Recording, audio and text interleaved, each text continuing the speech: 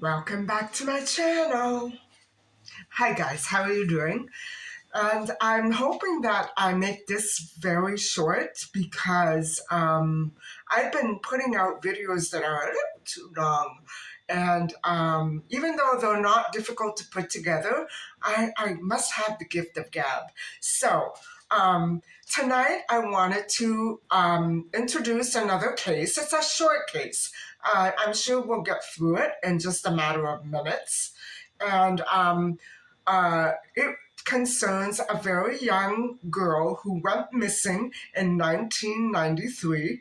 And so she's been gone for 30 years, guys. However, it's not the typical cold case pattern that we normally find, say, for instance, with Cheryl. We haven't found Christine's remains. Her name is Christine Marianne, and not Marion like Christine Jessup, Harron. And she went missing in Hanover, Ontario in 1993. And so that would have been in May. And so this source is paraphrasing a government website. And so on the morning of May the 18th, 1993, Christine stayed home from school. She was not feeling well. And I have a feeling that something else might have been up because she didn't want to go to school. And it could be that something was going on, maybe at school or somewhere else or something else. Apparently, she didn't work and she wasn't feeling well. And so around lunchtime is when her mom and her began an argument about returning to school in the afternoon. And so, whatever the case, around 1:30 p.m., which is kind of late, her mother, Christine's mother, heard her leaving the house. And Christine did not attend school, needless to say. And actually, she never went back to school, and nor has she ever been seen anywhere else since the time she left her house.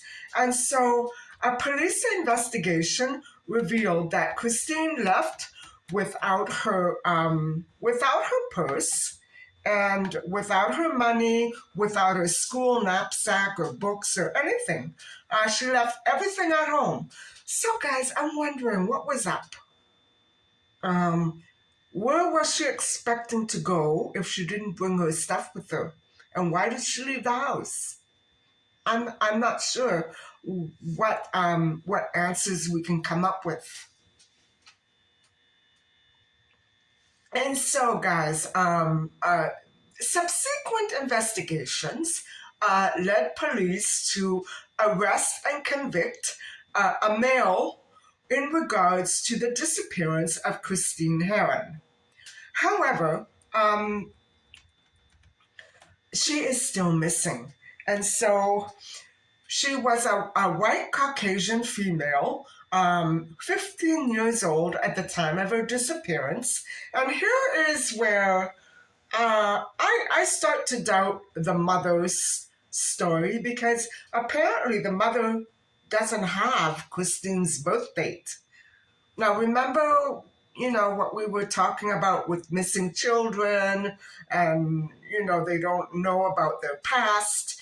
Well, Christine was born, it's a long stretch, guys, between May 19th, 1977 and May 18th, 1978.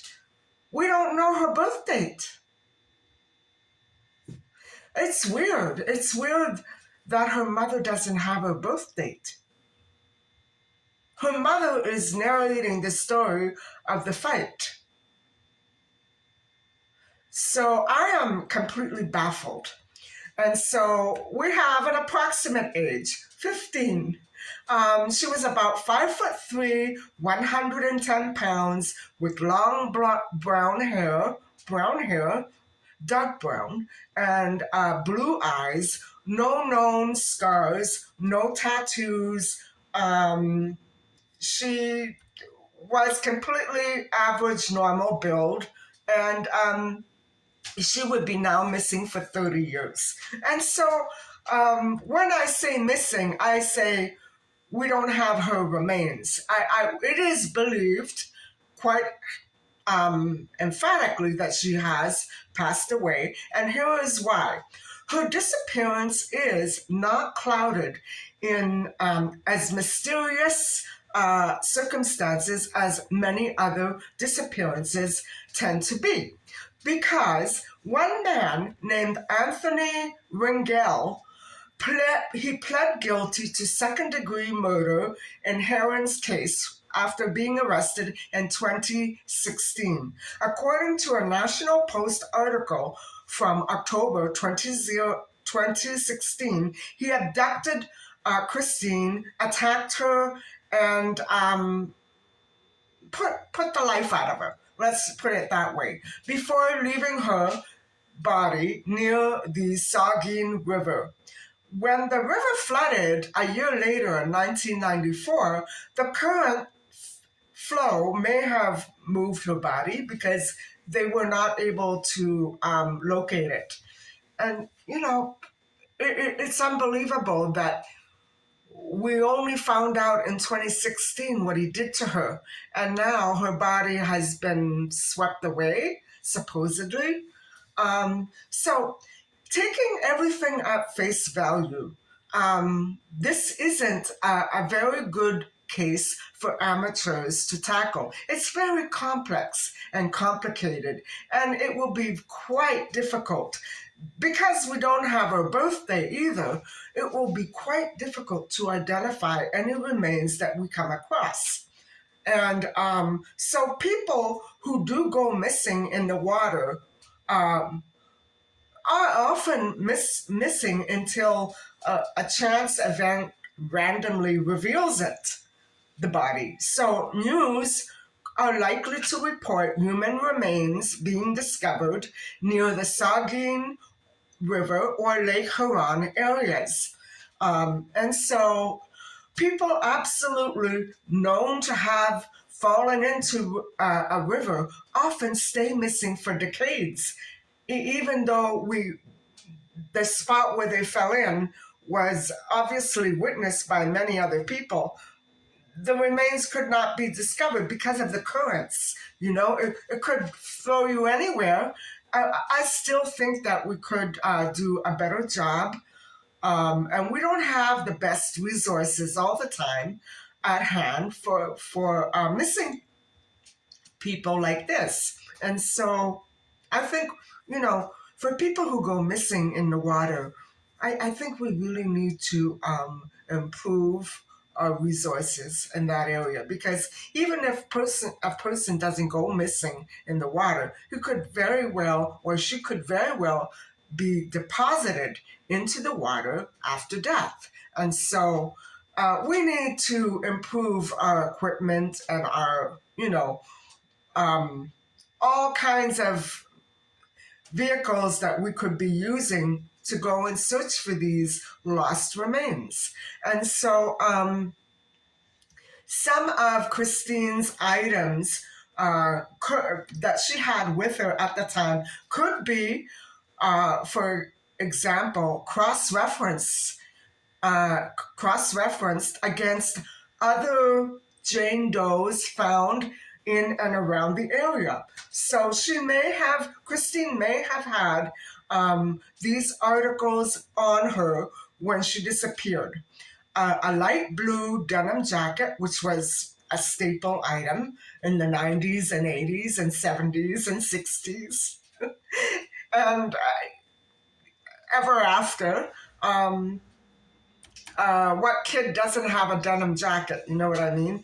Blue denim jeans, black running shoes, and plastic glasses that were brown and held together with tape. Oh boy. One interesting clue from this case is that the teen girl disappeared right after an argument with her mother, just like Cheryl Hansen. And so perhaps that might have given birth to the idea that Christine was a runaway. So what am I what am I what am I hearing right here? That people didn't look that hard enough for her? That maybe people assumed she had run away and so nobody thought that she could be, you know, um, passed away? I'm not sure. I'm not sure. There were many, many alleged sightings of Christine, all of which would probably be false if Ringel, the alleged murderer, can be trusted. Um, so I'm wondering why there were all those sightings if Ringel confessed to murdering her. You know what I'm saying? Given that he did have a trial and he received a lengthy sentence for his confessions. But guys, it doesn't make sense. Number one, it doesn't make sense that he's lying. Okay. Number two, we don't really do cases like that. We don't really try people and put them away when there's no body. Sometimes, when we know absolutely for sure that that person is capable of doing something like that and has done it in the past, then we can be pretty sure that he's not lying. But I'm really skeptical that they have the right guy. Could it be that she was trafficked? Maybe she knowingly went somewhere. I'm not suggesting that that's what happened, but you have to think of these things. You know what I mean when you're investigating something, and so it just doesn't make sense that he is lying. But unfortunately, the sightings, a great many sightings of missing people, as we've seen in the McCann case, can be very, very frivolous or weak or wrong, whatever have you. And so, that's the end of this case, guys. It's a weird case, and weird because if she's in the river, if she ended up in the river, it'll be very hard because if you've ever seen Niagara Falls, it's, there are so many currents like that in these rivers, and goodness knows where an item, an object, or even a body would end up being driven like that constantly, constantly. You know what I'm saying? And some of these currents and falls, they're very, very powerful. And so there's no way that she would be in that area probably anymore. Your guess is as good as mine. It's sad. It's sad that we don't have her remains, and it's sad that her mother couldn't give us her birth date. It reminds me so much of a missing child syndrome. I'm wondering if perhaps she was a missing child herself. I don't understand how the mother couldn't have the birth date. Guys, I don't understand it. This is weird. And so, anyway, guys, obviously something was going on with Christine because she was too scared. I'm going to say scared because usually when a kid doesn't want to go to school, it's because they're afraid of something. And so, even though she was 15 years old, I would say that she had problems and that her problems were connected to something or someone at her high school, her junior high school. So it's unfortunate that her remains have not been found, and so we can't really validate Ringel's story, but the police are pretty sure they have the right guy. I don't know how that works. I really don't. And I believe that there may be many other facts that the police are keeping to themselves, and probably that is why they're putting their money on Ringel, and he did confess. He did confess.